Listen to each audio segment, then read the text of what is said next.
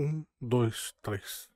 Acho que tirando os jogos que se encaixam no Survival Horror, os Metroidvania são aqueles que sempre acabam me chamando a atenção, principalmente pelo fato do quanto esses jogos conseguem equilibrar bem o ritmo de jogo, mesclando o combate e a resolução de pequenos quebra-cabeças, muitas vezes originados pela procura de uma habilidade específica para seguir com o progresso. Mas o que a gente poderia considerar uma bênção tem quase que se tornado uma maldição, com um número até que exagerado de jogos desse subgênero crescendo de uma maneira que, ao invés de trazer novidades que façam alguma diferença, que ajude a renovar o estilo de jogo, o que temos visto é uma boa parte destes jogos sendo lançados apenas para bloquear os fãs, muitas vezes viúvos e viúvas de um bom Metroidvania.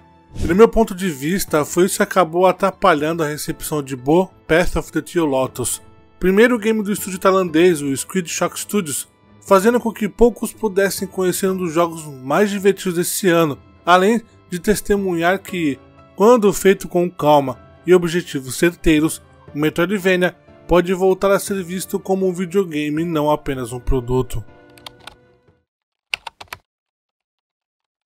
Bo Path of the Teolotus é um jogo em 2D e meio, com elementos de Metroidvania que te leva a explorar um mundo inspirado no folclore japonês. No controle de Bo, que desceu dos céus, embarcamos numa jornada cheia de mistérios, utilizando um bastão mágico que pode mudar de forma, te ajudando a se mover com agilidade por cenários que parecem saídos de um sonho febril do Oriente. A jogabilidade foca em pular, quicar e realizar acrobacias enquanto você enfrenta desafios inimigos. O sistema de movimentação é pensado para que você explore as áreas com estilo ou faça uma recuperação intensa quando as coisas não saem como planejado. Conforme avança, novas habilidades são desbloqueadas, levando a jogabilidade a um nível ainda mais fluido e complexo. O jogo conta com ambientes variados, todos inspirados no Japão e desenhados à mão, com um estilo artístico que faz referências a jogos como Okami, Hollow Knight, Paper Mario, Dust Force Celeste. Além disso, você vai perceber a influência de animes como A Viagem de Chihiro, Attack on Titan, Demon Slayer, Princesa Mononoke na estética e na atmosfera. O diretor criativo, Christoph Ster, se inspirou bastante nos já citados Hollow Knight e Celeste. Esses jogos são conhecidos por suas narrativas envolventes e pelo mundo que constrói, além de suas plataformas desafiadoras que dão ao jogador uma sensação de mistério, intriga e uma boa dose de desafio e recompensa. Christopher é um asiático-americano com ascendência japonesa e já visitou o Japão várias vezes. Nessas viagens, ele tirou muitas fotos e se apaixonou pela cultura riquíssima do Japão, tanto a moderna quanto a antiga. Por isso, Bo é inspirado diretamente na cultura e no folclore japonês. A vontade de criar um jogo que seja tão complexo e divertido quanto suas inspirações é o que motivou o desenvolvimento de Bo e, na minha opinião, foi um ingrediente crucial para fazer desse um frescor para um subgênero tão usado e abusado nos últimos anos. Até porque um bom Metroidvania precisa ter um mundo que cativa o jogador enquanto ele explore e progride, o que coloca Bo como um grande destaque ao lado de Hollow Knight e Ori. Para quem curte essa questão de notas, Bo até que tem se saído bem nas médias em relação aos jogadores, com a Steam mostrando um padrão voltado a muito positiva. Levando isso aos meios de comunicação, a questão está mais desfavorável, com a crítica sendo mais exigente em alguns pontos que nós jogadores não somos tanto assim, e que trarei um exemplo daqui a pouco. Mas algo a se destacar é o quanto esse jogo pode ter sofrido para alcançar a atenção dos jogadores, uma vez que o estúdio passou por alguns problemas relacionados à sua publisher, que na época era a Humble Games. Isso acaba prejudicando não só a questão de marketing, como a divulgação do jogo, como pós-lançamento, como podemos ver no próprio comentário do estúdio sobre o fechamento de alguns setores da publisher. Foram 2 semanas agitadas desde que lançamos nosso primeiro jogo, Bo Path of the Teolotus. Nosso lançamento não foi isento de desafios. O fechamento da nossa editora significou que perdemos suporte crítico pós-lançamento, o que pode colocar o futuro do nosso estúdio em risco. Em 25 de julho, perdemos o acesso ao pipeline de sistemas críticos sem aviso. Atualmente, só podemos gerenciar o jogo na Steam e conseguimos enviar uma atualização essa semana. Infelizmente, o mesmo não pode ser dito para consoles. O suporte de portabilidade e controle de qualidade estava vinculado ao nosso acordo com a nossa editora, e no momento em que este artigo foi escrito, ainda não restauramos esse pipeline. No entanto, medidas estão finalmente sendo tomadas para restaurar o acesso. O financiamento inicial para a Boa começou no Kickstarter e, infelizmente, a Squid Shock teve que retornar ao financiamento coletivo, criando um Patreon para pedir apoio nesses tempos incertos, o que acabou ajudando o estúdio a atualizar o jogo. Na seção do Patreon, você encontra 6 opções de assinaturas disponíveis atualmente. Isso acaba sendo uma mancha para um jogo que se apresenta de uma forma tão incrível como esse. Bo é um jogo encantador, com visuais desenhados à mão que são inspirados em ukiyo-e, tornando cada cena uma alegria para os olhos. O ukiyo-e é um estilo de arte tradicional japonesa que ficou famoso por suas gravuras em madeira, mostrando cenas do cotidiano, paisagens, atores de teatro kabuki e figuras populares da época. As imagens são conhecidas por suas linhas marcantes e uso criativo de cores, capturando a beleza e a vida no Japão durante os séculos 17 a 19. Isso faz com que o mundo de Bo tenha uma vibração única, onde até cavernas e montanhas ganham um toque de cor. As estátuas e santuários estão tão bem integrados ao cenário que cada área se destaca por si só. E como eu disse antes, um mundo bem feito é o principal ingrediente para cativar no jogador, principalmente no estilo de jogo onde as idas e vindas serão constantes. Então, ter áreas no mapa que se diferenciam é muito importante, pois ajuda com a imersão e profundidade de um mapa, explorando terrenos diversificados e personagens com histórias e aparências únicas. Óbvio que um jogo desse requer que a jogabilidade se destaque, mas a arte possui um peso impressionante ao dar vida a elementos visuais que nos lançam nessa história coberta pelo folclore japonês. Existe essa grande discussão sobre o videogame ser arte ou não, e eu não irei entrar nessa questão agora, mas que o videogame é uma fonte de criatividade e como ele transforma isso em uma obra interativa poderosíssima, disso não tenho dúvida. E o interessante é o quanto essa arte é inteiramente ligada à narrativa do jogo, que mesmo sendo complicado de acompanhar, nos deixa curiosos graças ao que ele ilustra em tela. O início do jogo nos mostra o surgimento de Bo, que é enviado pelos céus como uma força para combater o mal que acaba de surgir naquele mundo. O mundo de Bo é habitado por uma grande variedade de yokai, que são entidades e espíritos sobrenaturais do folclore japonês. O personagem principal do jogo é um desses yokai, mas é um tipo totalmente novo, criado especialmente para essa história. Eu queria fazer algo que fosse ao mesmo tempo familiar e novo para os jogadores. Foi assim que surgiu a ideia dos Tentaihana, ou Flores Celestiais. Esses seres mágicos nascem de flores trazidos à vida pelas lágrimas de deuses kamis e geralmente despertam em lugares marcados por tragédias ou tristezas. Chris menciona que as lendas da princesa Kaguya e de Mamotaro serviram como inspiração. A primeira fala de uma menina que apareceu dentro de um broto de bambu, história que inspirou um filme do estúdio Ghibli de 2013, e a segunda de um menino que foi encontrado dentro de um pêssego gigante. Outra grande inspiração veio da China com o Sun Wukong, o rei macaco de Jornada ao Oeste, cujo cajado mágico inspirou a arma de Bo, um brinco que se transforma em um bastão, um presente dos kamis. Chris também explica que cada Tentaihana tem duas afinidades inatas, uma ligada à flor de onde nasceu e outra à fauna local, influenciando sua aparência e habilidades. A afinidade animal de Bo é com a raposa. Se estou sendo sincero, escolhi a raposa porque achei que as orelhas ficariam realmente fofas, confessa Chris, mas, no final, essa escolha estética acabou influenciando a narrativa e as características astutas e místicas da raposa se tornaram parte da personalidade de Bo. O jogo é repleto de diálogos que explicam esse mundo que exploramos e os personagens que encontramos pelo caminho, onde o estúdio teve um cuidado especial em manter tudo dentro do folclore que os inspiraram a criar sua obra.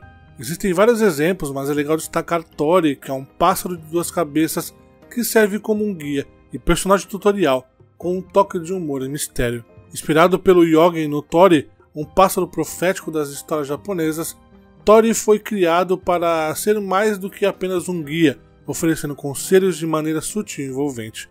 O jogo também traz a Vermilion Stranger, uma personagem misteriosa inspirada na lenda de Utsuro Bune, sobre uma mulher que chega ao Japão em um objeto desconhecido.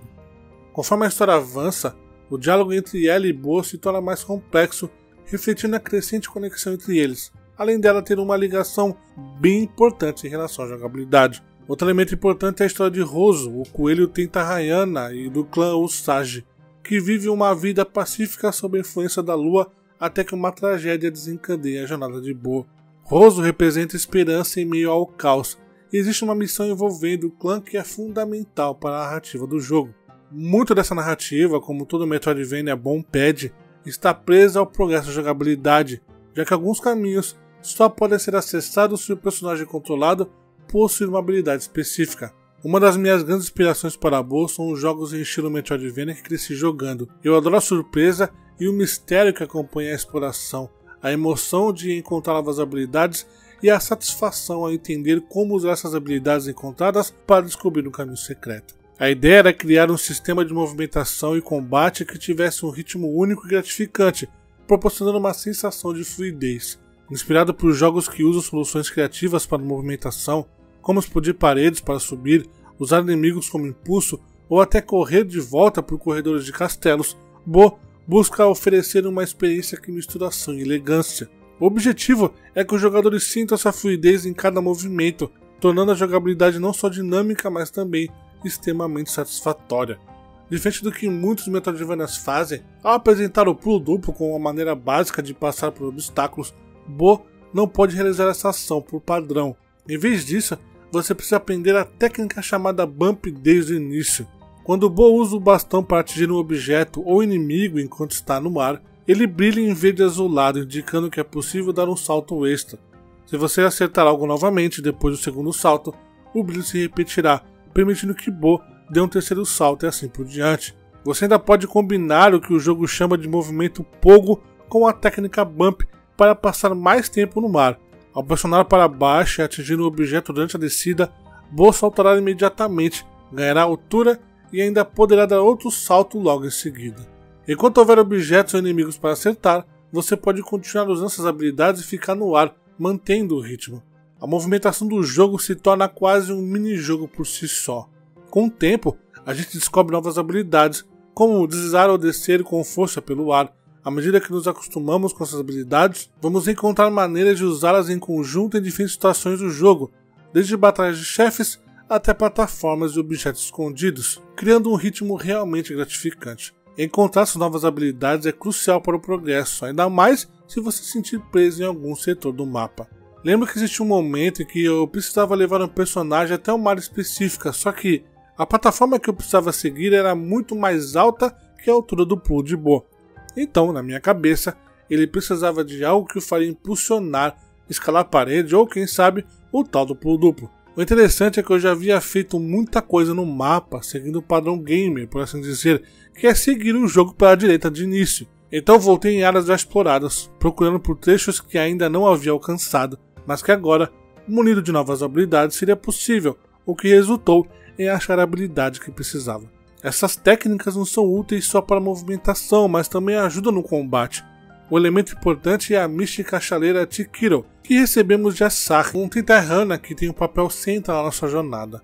Quando o Bo ataca inimigos com o bastão, seja usando o Bump ou o Pogo, ele coleta a energia deles para a chaleira e prepara um chá. Esse chá pode ser usado de várias maneiras, como recuperar a vida, se conseguir uma pausa, ou invocar bonecos Daruma, que fazem alguns dos ataques mais poderosos do jogo. Os bonecos Daruma adoram um chá quente. Quanto mais quente o chá, quando invocamos, mais forte será o ataque deles. Então, para aquecer a chaleira, precisamos permanecer no ar durante as batalhas o máximo possível. O objetivo é criar um sistema que combine a agilidade no ar com a habilidade de combate. Os desafios e confrontos em Bo foram feitos com isso em mente. Áreas difíceis de atravessar, inimigos que ajudam a criar o caminho e batalhas de chefes onde usamos pequenos inimigos para ganhar altura e acertar um golpe potente com o Daruma. Queremos que o jogo seja fácil de aprender, mas desafiador e recompensador de dominar. Bo também fortalece os Darumas encontrando tinta para desenhar mais olhos, algo que no Japão real está associado a alcançar objetivos e boa sorte. Além disso, Bo pode coletar e usar uma variedade de Omamori, amuletos que oferecem bônus passivos quando equipados e permitem personalizar a jogabilidade. Uma das principais críticas que vi dos sites especializados em jogos foi em relação ao mapa e como o jogo falha em direcionar o jogador ao objetivo. Mas aqui entra a minha dúvida se esses mesmos jornalistas prestaram atenção na principal inspiração de Bo, que é Hollow Knight. E se prestar atenção, será que eles jogaram o jogo da Team Cherry? Porque assim como a jornada do Cavaleiro Vazio, a de Bo segue a mesma linha, com a gente descobrindo segredos progredindo. Óbvio que volta e meia nos veremos presos em um determinado caminho, o que, para quem já é experiente no Metroidvania, fará com que procure no mapa áreas incompletas, mostrando que ali é uma área de interesse, ainda mais se novas habilidades foram pegas até o momento. Outra crítica que vi foi em relação à viagem rápida, o que definitivamente me faz concluir que certas pessoas que analisam o jogo não estão habituadas ao gênero. Não tem como criticar essa mecânica em boa, ainda mais quando esta está ligada a uma side quest bem interessante. Durante alguns momentos, iremos nos deparar com a já citada aqui no vídeo, a Vermilion Stranger. O estranho ao encontrá-la é que a caixa de diálogo do personagem está em um idioma que Bo não consegue entender. Mas chegando em Sakuna City e encontrando os arquivos da cidade, encontramos o responsável pelo lugar, o dragão Daichi.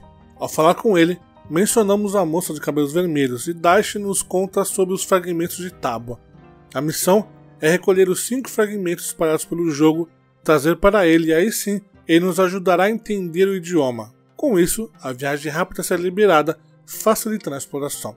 Óbvio que ela não estará presente em vários lugares, apenas em alguns específicos, da mesma forma que tínhamos com o último besouro em Hollow Knight. No final, a jornada de Bo é um reflexo do nosso próprio processo criativo. Explorar novos territórios, abraçar o inesperado e encontrar beleza na mistura de diferentes narrativas culturais tem sido um desafio gratificante e espero que os jogadores sintam a profundidade e o cuidado que colocamos neste mundo. Isso resume muito bem a experiência com Bo Path of the Teolotus, que transborda originalidade através de sua arte e que pede ao jogador que embarque em sua narrativa com o tanto de elementos folclóricos presentes nele. Num período onde muitos jogos AAA prezam em jogar pelo seguro, ver um estúdio indie apostar em algo profundo e inesperado diz muito sobre esses devs que priorizam a criação da arte do que se render às amarras de uma indústria que quer manter tudo e todos reféns de números. Eles são importantes, isso é inegável, mas não podem ser mais do que a vontade ou o sonho de dar vida a projetos que dificilmente ganham vida e, mesmo quando ganham, precisam lutar para se manter respirando. Eu já recomendaria esse jogo apenas pela minha experiência com ele, mas os desafios que esse estúdio passou me fazem recomendá-lo ainda mais.